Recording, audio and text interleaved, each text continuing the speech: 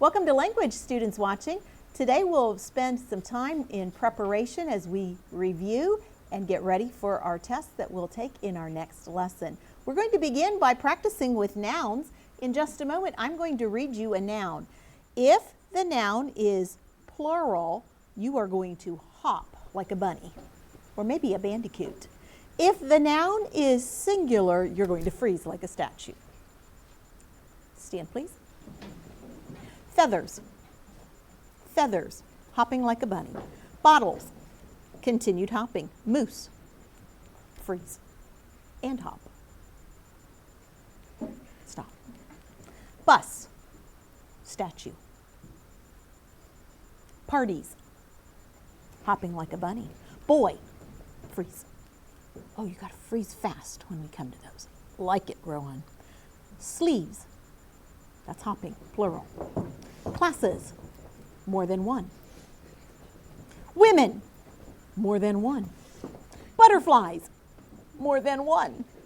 Pages, plural. Box,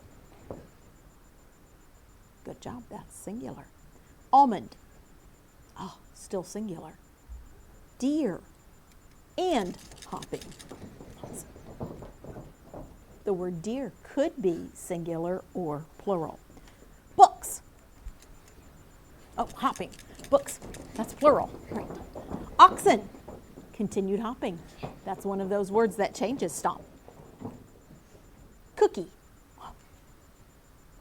Girls. You may have a seat. I hope you were able to differentiate many of those words that are singular and plural. We've learned lots about sentences. Let me ask you a few questions. You can give me the answer verbally. A sentence that asks a question is? Interrogative. A sentence that shows surprise or strong feeling is? Exclamatory. Gives a command? Imperative. Makes a statement? Declarative. What goes at the end of a declarative sentence? Popcorn. It is a? Period. Yes, you are correct. Tell me another sentence besides a declarative sentence that also has a period at the end. Popcorn. Oh, you are so fast. Yes, sir. Exclamatory. Not exclamatory. I disagree with that. Alana? Imperative. Imperative. Have a seat. An imperative sentence that your teacher might say. Clara? Do your homework. Oh, that's a good one. Another one. An imperative sentence your teacher might say. Jake? Take your books out. That's a good one. An interrogative sentence that your mother might ask. Have a seat. I'll call on you. An interrogative sentence your mother might ask. Renoa? Did you do your homework yet? Did you do your homework yet? That's a good one. Students watching, how about an exclamatory sentence about a freshly baked chocolate chip cookie? Can you think of an exclamatory sentence about a freshly baked chocolate chip cookie? Ivy? This cookie is so good. That would be a great exclamatory sentence. Well, we've also learned that sentences can be divided into subjects and predicates. In a moment, I'm going to read you a sentence, and you're going to tell me with a clap where you would divide it between the subject and the predicate. The first time I read it, just listen. The second time I read it, you put the clap where it should be divided. Here's the first one. Chloe played the violin. You're correct. Chloe would be the subject, played the violin is the predicate. Here's the second one. David and Olivia pulled weeds in the garden. David and, is it and who pulled the weeds? No, and is a joining word. So I think we need something to be joined to David. Let's try again. David and, oops. One more time. Third time's a charm. David and Olivia, you're correct. What did they do? Adrian? They did. They pulled the weeds in the garden. Last one. Mom made a delicious salad. Mom, you are correct, made a delicious salad. Let's look at the screen. Here we have several sentences. Would you stand and read the first one, Monroe? Mom filled 2 cups with water. Who is the sentence about, Jalen? Mom. Where would you divide this sentence between the subject and the predicate, Alana? Between Mom. Come and do it for me, please. While she's coming, I see some nouns in the sentence. Do you see some singular nouns? Kendrick. Mom. Mom is singular. Can you find another one? Water. Water is also singular. Can you find a plural noun in this sentence, Tim? 2 cups. Okay, the word two is going to tell us how many. The noun actually is the word cups. And we're going to draw a box around it with corners because that is a plural noun. If we wanted to underline the subject one time, what part would we underline, Bree? Fill 2 cups with water. That would be a really good answer for the predicate, but that's not the subject. Mom. Come and underline the subject one time. Scarlett, what part is the predicate? Fill 2 cups with water. Would you come and underline it 2 times? Quickly, Bree. There you go. Hand it off to Scarlett. I have a question. Is the word with a noun? If it is, give me a clap. If it is not, stand up. Like the way many of you are standing up, you may have a seat. When you come to a word and you're not sure if it's a subject or if you're not sure if it's a noun or not, Charlotte, you should always give it the noun test. So you ask yourself, is it a person? Is it a place? Is it a thing? It is not either of those things, so it is not a noun. Let's look at the last sentence down here. My sister and I enjoy soccer. Who is the sentence about, Brennan? Me and my sister. According to this sentence, it would be about who? You want to read it the way it's written. My sister and I. You're right. Where could you divide between the subject and the predicate, Amory? In between I and Joy. Correct. Come and do that for us. Do you see what part of the sentence would be the subject, Clara?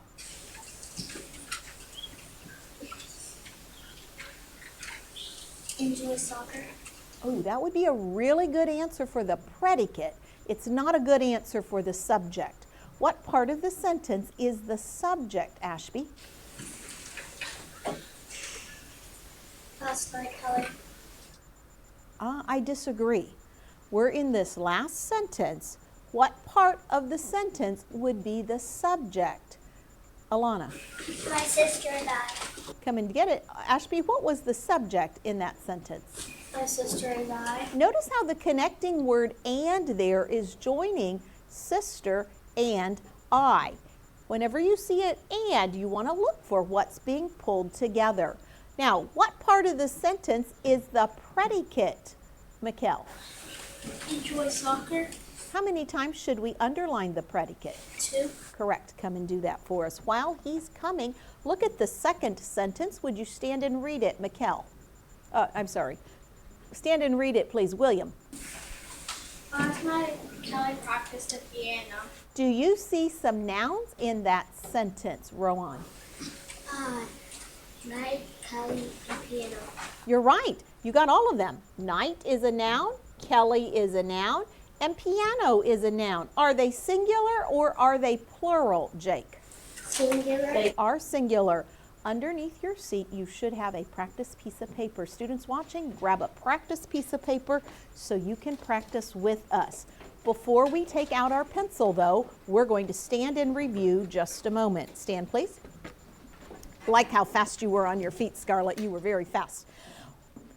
I don't have a visual because when we take a test or when we're writing, sometimes we don't have a visual. Our visual needs to be in our head, in our computer right here. So we're going to practice some things we've learned. To make most nouns plural, just add S. But if the noun ends in CH, SH, S, X, or Z, add ES. If the noun ends in F or FE, Change the F or FE to a V and add ES. Good job. What if the noun ends in a Y?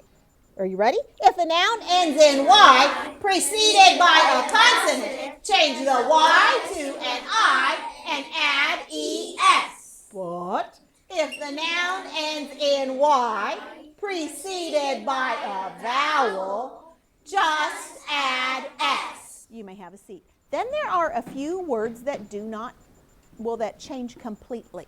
Like I'm going to give you a word and you give me the plural. Tooth. Teeth. Foot. Feet. Mouse. Mice. Woman. Women. Okay. And then there are a few words that do not change at all. Can you remember the words from meads that do not change? M is moose. E, elk. A, antelope. D, deer. S, sheep. Would you add an S to the end of sheep? No, no, no, not ever. All right, seat 1, you're at the chalkboard, please. Going to the chalkboard. Pencil up. You're practicing on paper as they practice at the board. I would like the plural of the word wish. Go. Wish. How would you make wish plural? Think about the way the word ends. Spell wishes for me, Scarlett. Wishes. W-I-S-H-E-S. Wishes. Is a correct answer. W-I-S-H-E-S.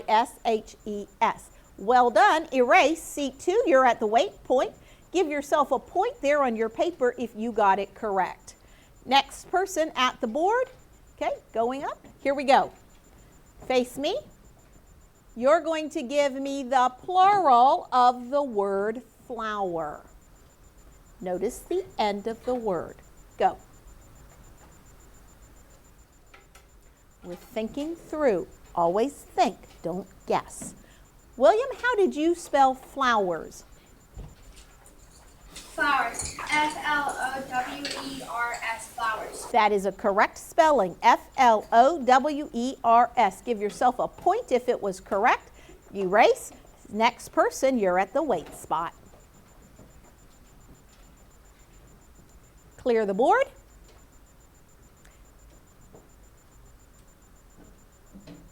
Jake, you're going to move quickly. Clear the board. Okay. All right, your word that you're writing, you're giving me the plural of, face me, is the word deer. Go.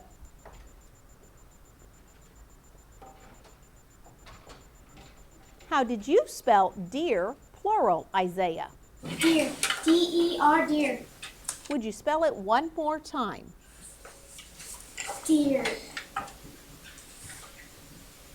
Here's our word deer. How do you spell it plural? Deers. You might have spelled it correctly, but you went very quickly, and my ears didn't hear one letter. Deer. D-E-E-R. Deer. Deer. You're right. I only heard one E in your spelling the first time. If you said two, you said it very quickly. So deer is D-E-E-R, no S at the end. If you put an S at the end, you got caught on that one, and you just know that's one of those words that does not change. Give yourself a point if it was correct. Next person at the wait spot. Go quickly. We're clearing. Go to the board.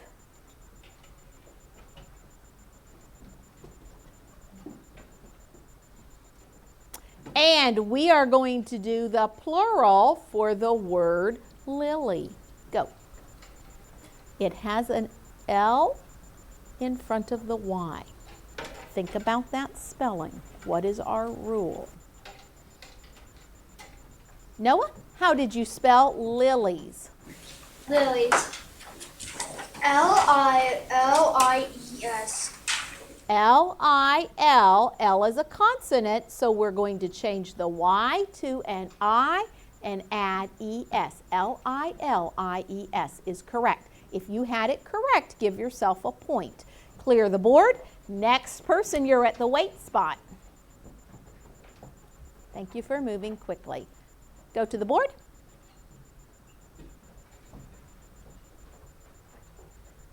Pencil up. Are you ready? We want the plural of shelf. Go.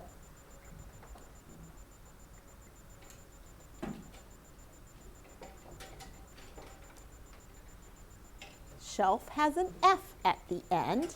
How did you spell shelves, Bree? S-H-E-L-S-E-S. I am going to disagree. How did you spell shelves, Kendrick? Shelves. S-H-E-L-V-E-S. That is correct. Kendrick, could you tell us the rule that helps us remember what to do with an F or an F-E? Change F or F-E to be an F-E-S. Good job. So, Bree, what would the correct spelling be? S-H-E-L-V-E-S. Good. So now you just know you're going to keep in mind that one in mind and practice it. Students watching, how are you doing? Clear the board, give yourself a point if it was correct, and we'll have the next person up. I believe that's the first person in the row again. Moving quickly so we can get our next person to the board.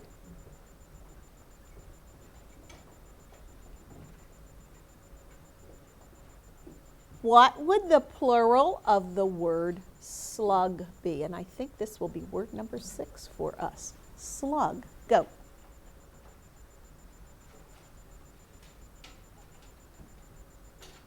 How did you spell the plural of slug, Ashby? Slugs. S-L-U-G-S. Slugs. That would be a correct spelling, slugs, just an S at the end, because it's not one of our special endings. Looks like everybody at the board gets that point. Next person, you're up. Go quickly. Students watching, have you gotten 6 right? Hope you have. You're going to the board. Face me. This is word number 7, and we're going to do the plural of tray. Go.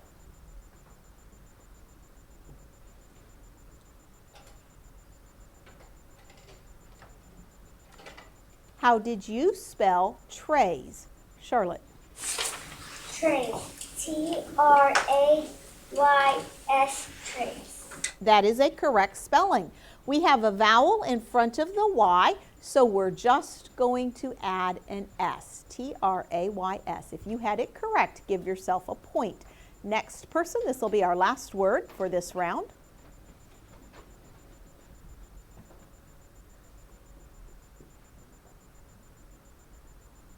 Go to the board.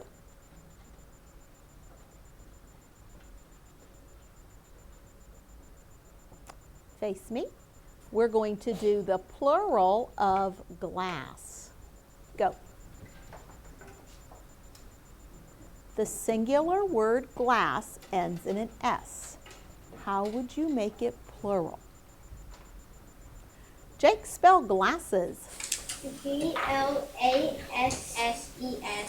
You are correct. If a word ends in CH, SH, S, X, there's our S, X or Z, add ES. If you had it correct at the side board, it looks like everybody does. Let's give yourself a point, erase the board, and let's take a look at the score together. Most importantly, we're interested in how are you doing individually. Row 1, you had 7 points. Row 2, 7 points. Row 3, 5 points. Row 4 looks like you had 8 points. And row 5, 7 points. Row 4, give yourself a pat on the back. Tuck that paper underneath your seat and take out your language book.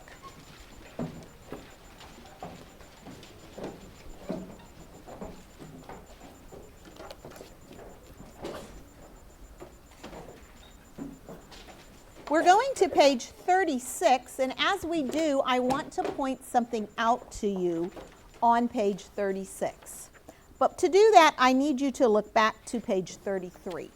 So we're going to be on page 36, but look back at page 33. On page 33, up in the very corner, you'll see Billy Bob up there, our friend.